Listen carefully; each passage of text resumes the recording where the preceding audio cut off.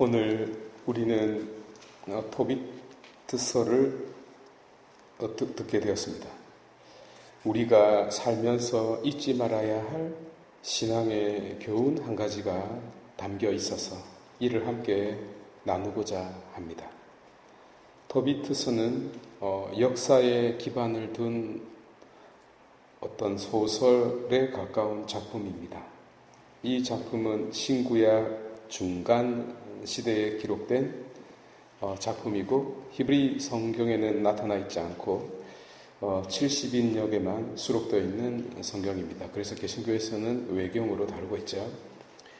이 토비트서는 대중을 상대로 하는 하나의 어떤 그 이야기, 스토리가 펼쳐지면서 그 스토리 안에 어떤 신앙적 교훈을 담고 있다 하겠습니다.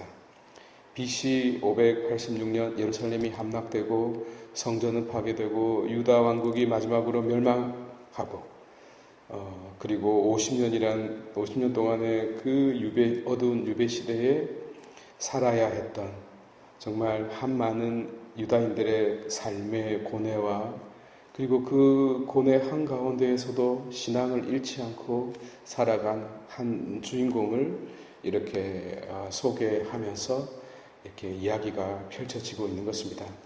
따라서 어떤 역사적인 기술보다는 어떤 개인의 삶의 이야기가 초점이 맞추어지고 있겠습니다. 그래서 이 이야기는 오늘날 TV 인기 드라마처럼 관객들을 이렇게 잘 이렇게 흡수시킵니다. 한 남자와 또 다른 여자가 등장을 하는데 각각 기가 막힌 불행을 겪고 있음을 우리 관객들이 보게 되죠.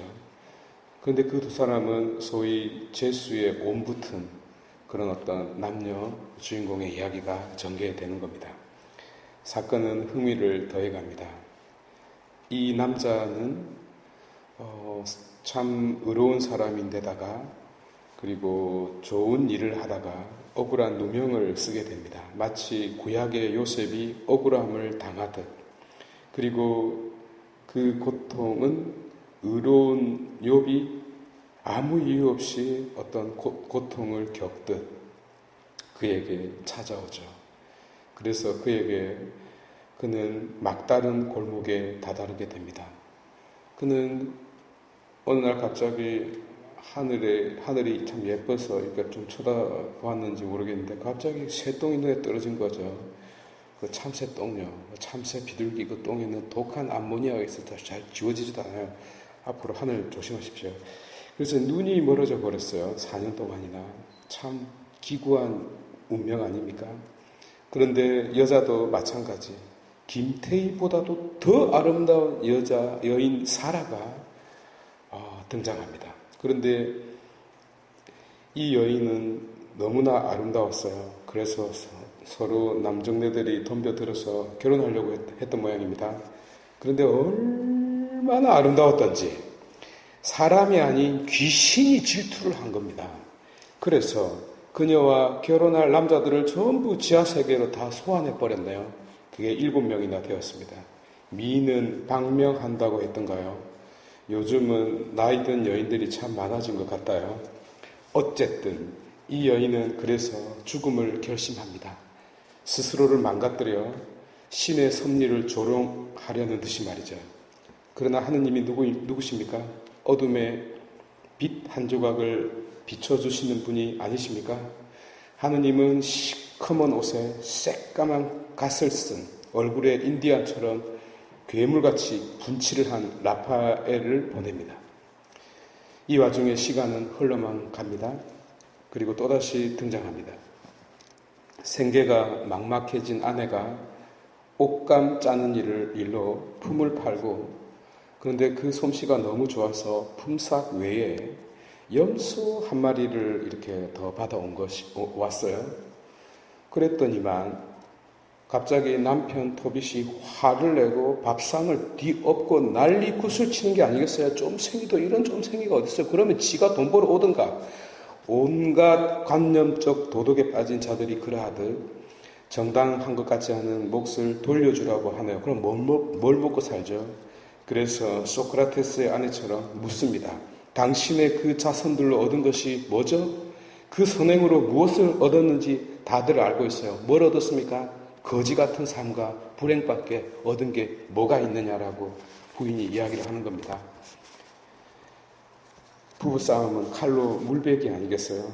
정실한 부인이 눈을 부릅뜨고 덤볐더니 남편은 어쩔 수 없었습니다. 앞도 안 보이고요. 그래서 기도합니다. 주님, 저를 죽게 해주십시오. 저를 먼지로 돌아가게 해주십시오. 아니면 전연을 데려가 주시던가요? 라고요.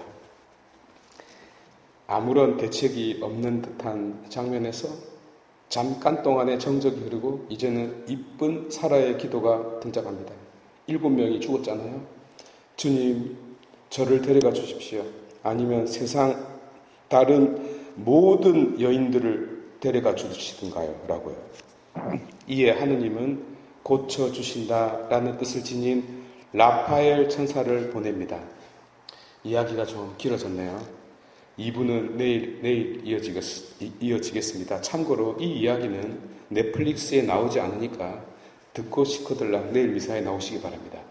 다만 한 가지, 하느님은 보고 계시는 분이시다라는 점에 이어서 하느님은 듣고 계시는 분이시다라는 점을 전하고 있습니다. 여러분, 우리 각자의 삶도 토비트처럼 혹은 사라처럼 참으로 억울할 때가 있으리라 믿습니다.